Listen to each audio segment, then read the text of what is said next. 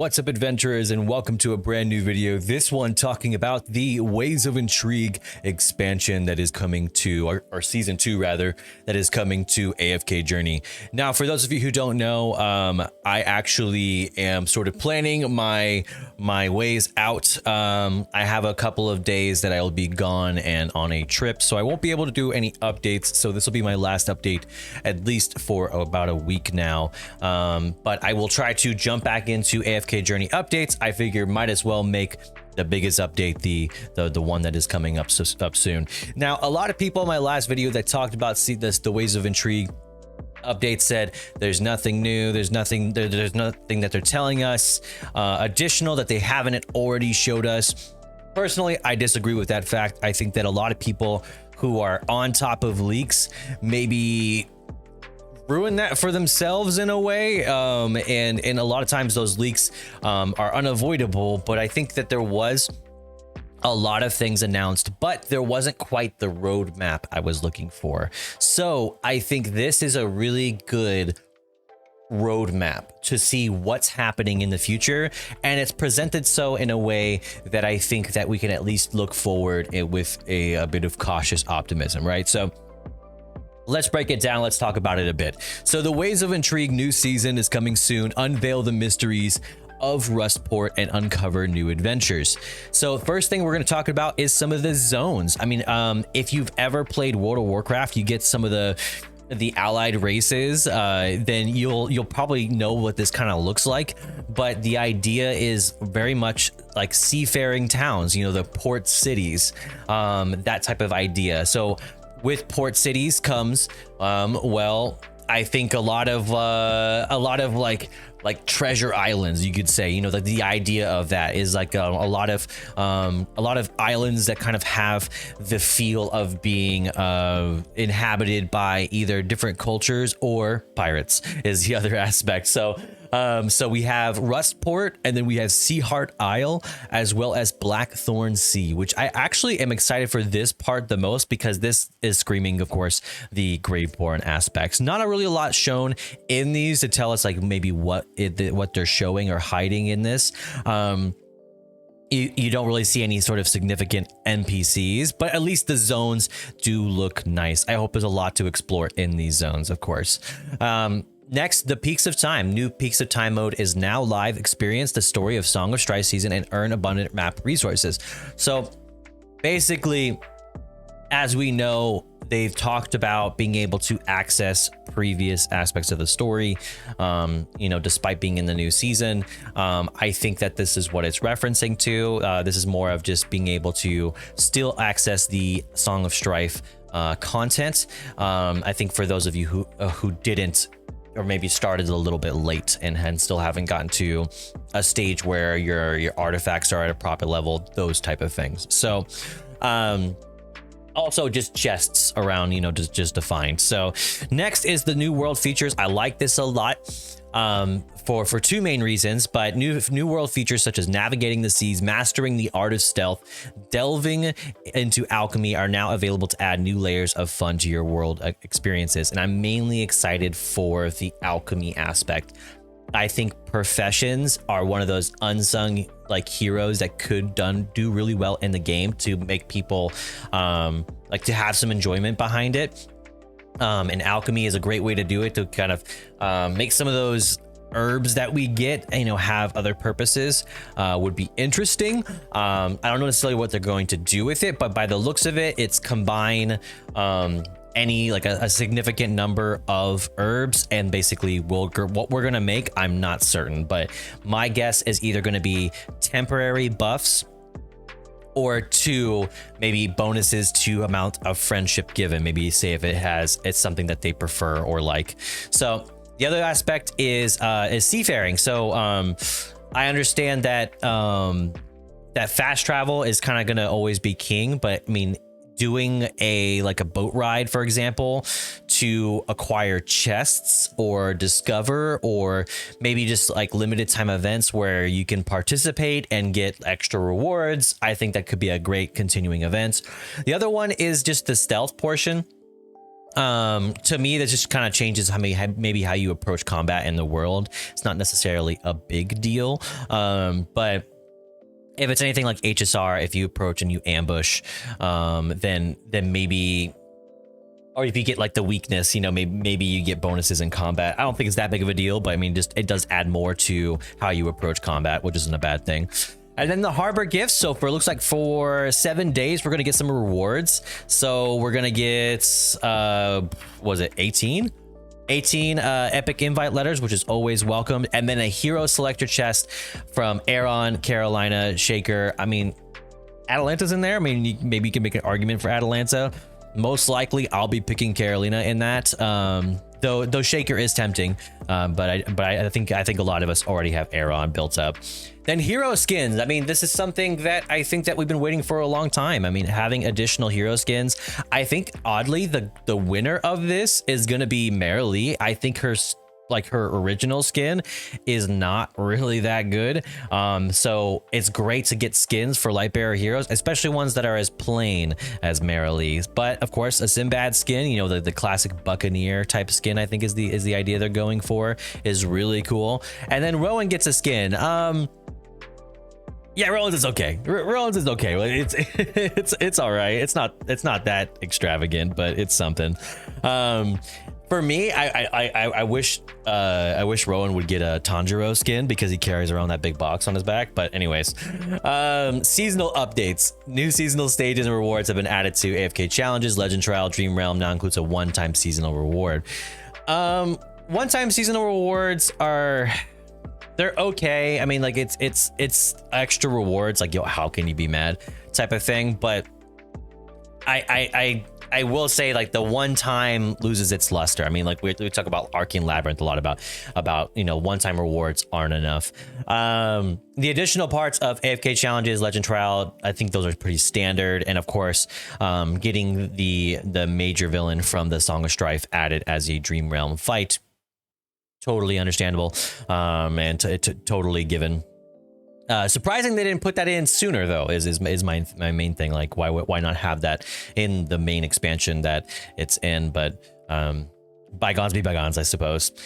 Now, this part, I am super excited for. The faction talents unlock powerful bonuses and enhance your hero's abilities through strategic talent upgrades and formations. I've talked about this for a while. I was super excited when they announced it. I think this is going to be a great start. Now, as you can see, these are somewhat basic, but I do like how these do cross over. So in a sense that, so if you're able to say get to this point and feel it's necessary, then you can also get to this point. As much as people might disagree with me, I don't think this should be something where, you know, like the end of like a story game where you have all the talents, like you just have them all anyways. The only thing that differs is how you get there. You know, do you get there the most optimal way, or do you get to like a less optimal way? I personally think you should limit the talent points to make people have to choose. But I also do believe that you should be able to change these freely. That way, if people are picking ones and then they're switching them up, then maybe these two talents that are right here, maybe those are useful in a Dream Realm fight, or a particular like day of the week. I think this should be able to be changed daily, is what I'm saying. And then like just because I think experimentation is the way to make these better. Because I know there will be flaws. You know, this is a given. So also the one thing I'm like, it says right here, unlock powerful bonuses through strategic talent upgrades and formations. So basically benefiting certain formations certain ways, even though they may be awkward. I mean, this one, for example, I think is using an Olmus and then is using Aerons in this way. So maybe it's like, depending on how you orient them is how you access some of these upgrades. Like, it's get to position it maybe in a less optimal way in order to get the bonus or something like that. I hope it's something that teaches people, though. You know, it's something that also instructs people like, hey, here's how you optimally position your heroes. Kind of like teach the people how you're optimally supposed to place your characters a little bit more as well. New season artifacts is the given as well. I mean, we can make some speculations about what these are going to be. You get your standard healing artifacts, your damage artifacts, your magic damage, maybe some, like, you have shields here. It could be magic resistance. Looks like a chain of some sort. And then you have another lightning one, it looks like. So we can kind of speculate, but basically what I hope from these artifacts that's different from the previous artifacts is that while the previous artifacts, you do have scenarios where you can use most artifacts. I hope that I would rather have artifacts that are specifically good for a set of heroes versus having artifacts that are specifically good for certain scenarios. And what I'm saying is I'd rather have, if we're going to have Wilder, Mauler, Lightbearer, Graveborn, like your Hypogean Celestial, I'd rather have artifacts that are good for those specifically, and then artifacts that are good for types of attacks, you know, your magical attacks, your magical damage, your physical damage, your physical defense, your magic defense, and then general healing, because those can be applied to everybody, whereas the ones that are a little bit too vague, I feel like they didn't really find their use in season 1. Maybe I'm wrong, but that's just my opinion with the artifacts. New season progress. Power your heroes by increasing the seasonal level and then arming them with season equipments. I was thinking before that they might make this this equipment specific to certain fights. Like we can equip different armors based on different things that we're being attacked by or different scenarios. I'm thinking now that it's more of in a sense that just you're starting over from your baseline and you're getting you're maxing out your armor. I'm thinking it's not going to be that special. Unfortunately, just the way it is.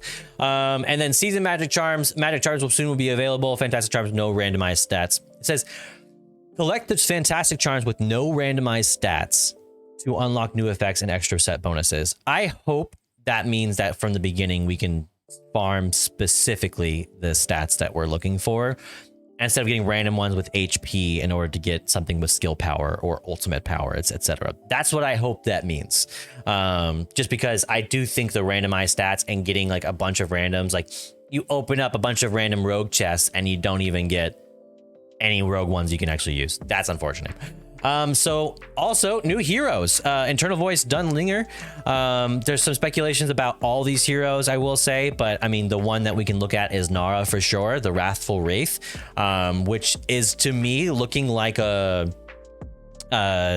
female Roadhog, I guess you could say. And then, Sinbad, which is, I want to say, like, I mean, our AFK Arena is known to release heroes that are, like characters from like stories, you know, characters from other things. So I'm wondering if Sinbad's going to be that like first hero. I mean, maybe. I mean, I don't know Dunlinger. Looks like Zeus to me. But Wrathful Wraith Nara. So for those of you who don't know, there's a lot of lore behind her in case you want to see her character. Her character does look crazy badass though, for sure, like with the blood-soaked cleaver, like that's crazy. So a little bit muted for this one, but still, you know, the art is definitely unique to AFK Journey. She is a warrior class. It says strength, but also assassin, and the reason for that is that her abilities do two main things that are really interesting. I'm not going to talk about this whole set because it could be different in AFK Journey, but her main thing is that she can ignore defensives and invincibility effects, which is what a large amount of people use. If anyone uses Brutus, that's really important. Now this may not break, you know, Thorin's, but like breaking a Brutus as a tank is really cool. And then the second part of that is that when there is no enemies and targets in the vicinity of Nara, she will proceed to use her grappling hook to impale an enemy and drag them towards herself.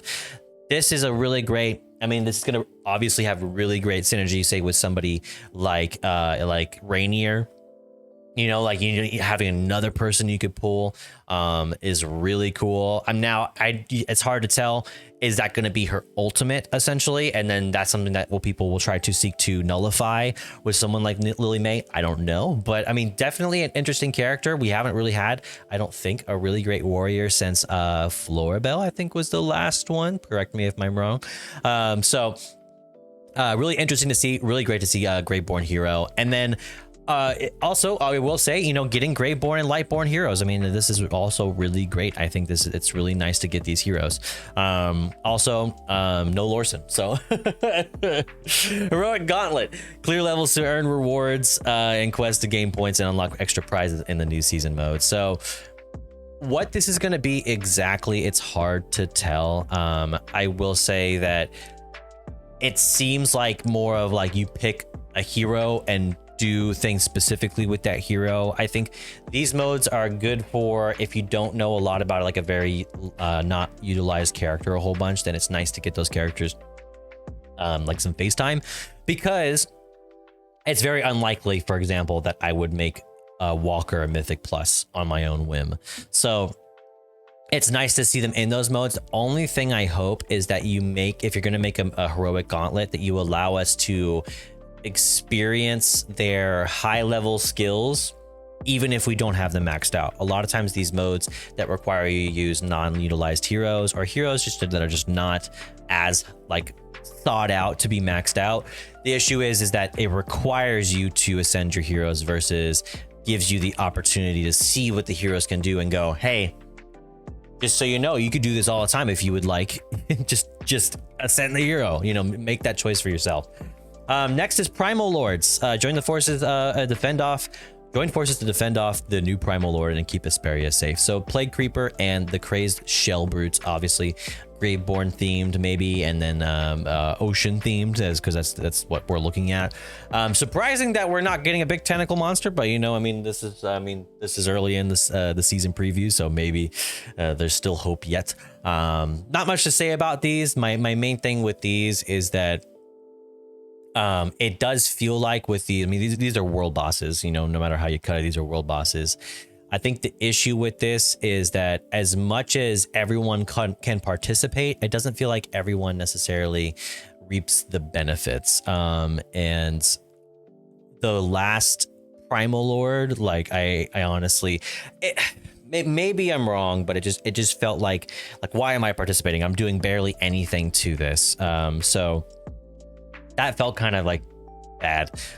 So I hope that these are improved in the sense that just like with guilds, battle drills, etc., I think that there always should be a game mode that low-level players can participate in to see what the rewards can be. It's nice when a low-level player can get something maybe they weren't supposed to, you know, like, or maybe like a high-ranking piece of gear, you know, that they won't have to replace for a while.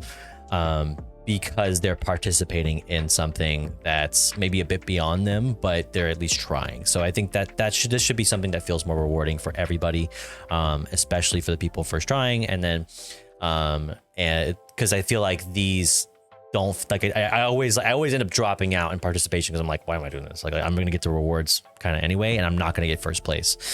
like immedially that happens. So that's kind of sad. Duro's Trials, conquer a wide range of challenges, enjoy diverse gameplay, and earn plenty of magic charms. I've talked about plenty of times what I think the flaws are with Duro's Trials, especially getting to the higher ranks. My personal issue right now with, for example, with Duro's Trials is that I'm like at level 15 or 16, for example. I can't clear the level that I'm currently on, but I also can't do all clears on the level that I previously cleared. So I'm not able to get clears for those. So I get my free ones, you know, etc. Thankfully, it automatically gives me some. But right now, it's just like I can't get further, but I also can't do my all clear. So it almost feels like it's like I haven't been able to do like you select max and you do all your clears to try to get a bunch for your supports, your rogues, your marksmen, etc. I haven't been able to do that for some time. So there are still flaws with Duro's Trials, in my opinion. Supreme Arena, enter the new cross-server multi-team arena and challenge your opponents to exciting new battlegrounds. I will say my big flaw with Supreme Arena, I've talked about this before, is that Supreme Arena really only is for people who are like closer to endgame, where it's really, I guess, like harder to level. Because right now, anytime I do Supreme Arena, I'm only able to do the lowest challenge at most, And I have to cycle through a bunch of challenges before I can find somebody who's within my level range. Because even if we can compete on how far we've ascended our characters, I can't compete with somebody who's 40 levels above me. It's just unfortunate. So it's like, why are we doing that? So that's my opinion with Supreme Arena. Honor Duel, the new season of Honor Duel is here. Explore new trial card gameplay and enjoy enhanced strategies and greater excitement.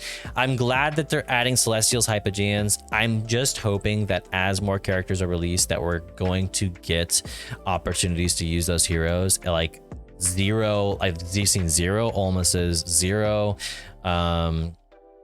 Like any of the new heroes being added, I feel like these should be added the moment the character is released. Like we're not getting story or lore for characters, and we're not getting them added to Honor Duel, and we're not getting opportunities to use them in Arcane Labyrinth because there's a ascension requirement, so you have to get it to a certain level. Give people the opportunity once they've unlocked the hero to try them in modes that they can actually kind of get their legs and figure out if they like these heroes, instead of having to Google if this is an optimal hero and going, oh, well, I guess since it's not the most optimal hero, I'm not going to pick this one, or at least I'm not going to do this one right now. So that's my honest opinion with Honor Duel currently and its current status.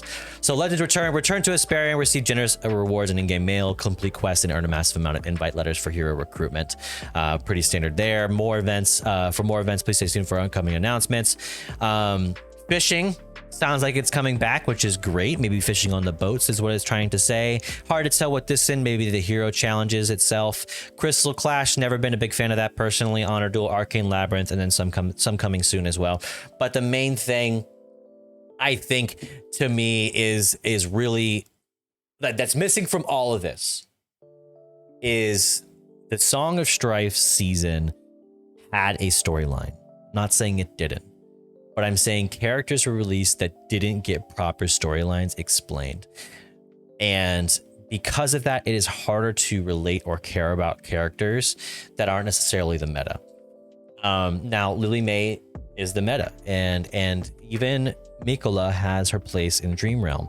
But these characters, like, how are we supposed to care at all about them when all we get is like the lore bits we get from Affinity, which is few and far between, and some of the stuff is like very like, it's not even like really even lore. It'll be like, oh yeah, they like strawberries. Like it's very minimal.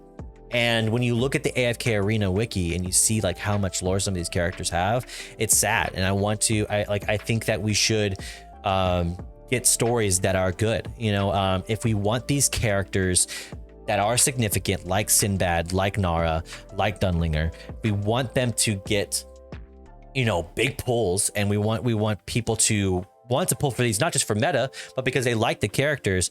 Give them character storylines that are actually significant. And I'm not saying the Ulsa and Soren character storylines. The trailer was great, but them actually in the story wasn't that great. It became more about the villain itself than anything else. And the reason why people like Lenya so much, for example, is because she has personality. And when we did the Lily May storyline, everyone was like, Lenya's personality is like that's cool. I hope that they make this into a character. And then people are upset now about it, but you know, we don't need to talk about that. But my point is that what is missing from AFK Journey is the journey. We need the story, we need the lore, we need that added to the game, because right now AFK Journey is not competing as a PvP game, as a competitive game. For all the leaderboards they may have, it's not competing in that way. It's competing as an idle game. And so what keeps people who are playing idle games in the game, and that is story, lore, and actually stuff that people are willing to RP and actually get into the games for that reason is missing. So that's my opinion with that. I hope you guys enjoyed the video. I know this one ran a little bit long, but it's a lot to talk about, and I won't be making videos for quite some time. So this is kind of my way of doing that. So hope you guys enjoyed the video. I'll catch you in the next one, most likely next Friday, and I'll see you. Peace.